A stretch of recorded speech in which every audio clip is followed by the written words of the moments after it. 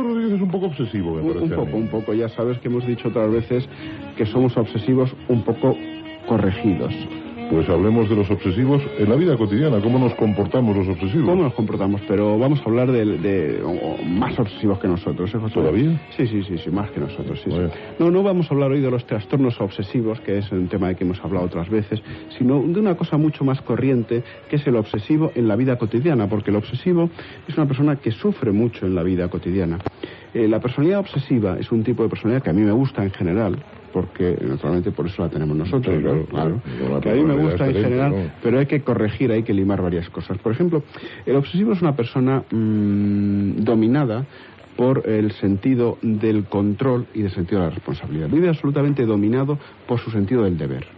Parece que se pasa el día conjugando la palabra tengo que, en vez en cuando decir me apetece esto. Somos los trabajadores más explotables. Sí, somos muy explotables.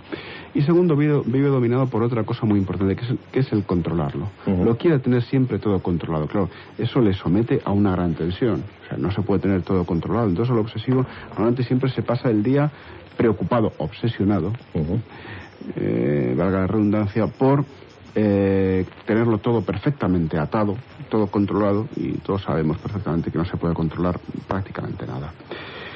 Pero además tiene más rasgos que le hacen la vida bastante difícil. Por ejemplo, es una duda constante. O sea, yo suelo decir muchas veces en la consulta a estos pacientes que tengo que el obsesivo es una duda con dos piernas. Nunca se decide. Siempre es muy difícil que tome una decisión porque quiere tener todas las cartas en su mano. Tú eso sabes de qué estoy hablando, ¿no? Me suena un poco. Te suena, ¿no? Sí.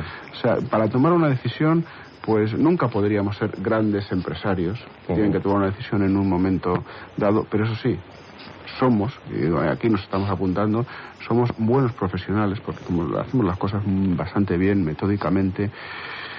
Pero él nunca se decide, porque quiere tenerlo todo controlado. Y tiene otra de las características muy importantes, y es que tiene un gran miedo al error. Tiene miedo a equivocarse. El obsesivo, la personalidad obsesiva, vive con el miedo a cometer un error tremendo. Y entonces yo a esto siempre le planteo, bueno, ¿y si te equivocas o si se equivoca, qué pasa? Es que el y qué, ese siempre me interesa mucho recalcarlo cuando hablamos de este tipo de trastornos. Porque ellos están siempre, bueno, ¿y si me equivoco, qué? ¿Y si esto no me sale bien, qué? Y es claro, eso les hace que nunca se decida. Yo siempre puedo contar el chiste de los gemelos educados, de tú primero, no, usted primero, y nunca hacen nada, nunca salen, ¿no? Otra de las cosas y eso los que nos oigan lo van a entender también, lo van a vivir si viven con gente obsesiva, porque el obsesivo no solo hace sufrir, y no solo sufre, sino que hace sufrir a los demás, porque pretende que los demás lo tengan, sean perfectamente responsables, etcétera. Controlen todo, lo tengan todo en su sitio, sobre todo cuando la obsesiva es una ama de casa, les trae fritos a todos. El cenicero no está limpio, tiene que estar ahí. Bueno, de eso seguro que muchos saben de qué estoy hablando. Son grandes amantes del orden y de la perfección. Quieren hacerlo todo perfectamente y tiene que estar todo perfectamente ordenado. Ya te darás cuenta el trabajo, la tensión tremenda en la que viven, la duda, el control, el sentido del deber, el sentido del orden, la perfección. Pues normalmente el obsesivo, como no lime un poco todas estas cosas, se pasa la vida amargado. Además, el obsesivo es una persona que vive siempre en el futuro. Vive más pensando en lo que va a suceder mañana que en lo que está pasando hoy. Entonces, no goza del presente. Esto es muy importante. Pero además les pasa otra cosa, que nos pasa, y me parece bien, en este caso un buen rasgo, no son conformistas. Son gente de los que pueden hacer avanzar la cultura, son gente que pueden hacer avanzar muchas cosas porque normalmente no se conforman con las cosas. Son gente continuamente insatisfecha, pero eso tiene la parte positiva, es decir, que están buscando cosas continuamente. Entonces, este es un tipo de personalidad que yo creo que siempre ha existido, sobre todo en los países, en la civilización occidental. No sé si recuerdas alguna vez cuando hemos hablado de los trastornos obsesivos, que prácticamente no existen o existen muy poco en los países orientales. Sin embargo, en los países del área de la civilización judío-cristiana existen tremendamente y además está aumentando. Está aumentando por dos razones. Una, yo creo que es porque todo lo que sea exigir un resultado, lo que te hace es potenciar otra de las cosas, tu sentido de la responsabilidad, y otra de las características que se me había olvidado decir es que viven continuamente con el sentimiento de la culpa puesto. Pase lo que pase, ellos son los responsables. Entonces, si quieres obtener resultados de ellos, pues como tú dices, son fácilmente explotables, pero a base de tenerlos en tensión continuamente. Pero hay un segundo factor, y es el factor mancha de aceite de la educación. Es decir, normalmente hoy sabemos que aunque para la personalidad obsesiva hay una cierta predisposición biológica que tiene que ver con la serotonina, una hiperfrontalidad, pero también la educación es muy importante. Es decir, el gran problema son obsesivos que educan a personalidades con una predisposición obsesiva, y ahí está el gran problema.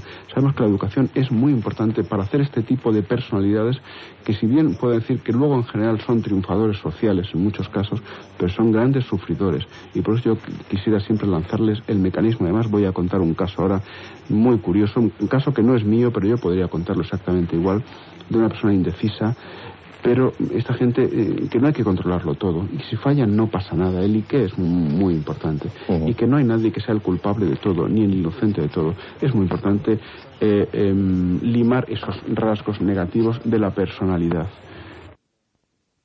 El otro día hablaste de las causas posibles del estrés y dijiste que una de ellas era el miedo al cambio. La novedad, sí. La novedad. Bueno, yo pregunto, el no cambio, la monotonía, ¿no es también una causa sí, por supuesto, de estrés? Por supuesto. Más que de estrés, es una causa, yo diría, de aburrimiento, es una causa normalmente de depresión, mucho por falta de estímulos, por falta de ilusiones. Y eso también depende mucho de la personalidad, uno más que de otros. Por ejemplo, hemos hablado aquí mucho de las personalidades obsesivas, incluso hablaremos dentro de un par de semanas, porque tengo yo una reunión sobre trastornos del espectro obsesivo que va a ser interesante. Entonces, por ejemplo, el obsesivo necesita continuamente estímulos. El estímulo es fundamental, pero no produce normalmente estrés. Lo que más va a producir es ansiedad, y lo que va a producir es depresión. Yo en este caso recuerdo el caso de un amigo de aquí, incluso de aquí de la radio, que es un ejecutivo, que es el director de unos grandes almacenes de Madrid. Entonces, como era una personalidad tipo A, de esto que hemos hablado, pues su médico de cabecera no se le ocurrió más que decir que se fuera una temporada a unos baños. Yeah. Le metió en una monotonía y un aburrimiento a un sitio balneario. A los 2 o 3 días tuvo una crisis de angustia. ¿Pero qué balneario? Perdona. Bueno, no le voy a decir en Galicia, no le voy a decir. ¿La Toja?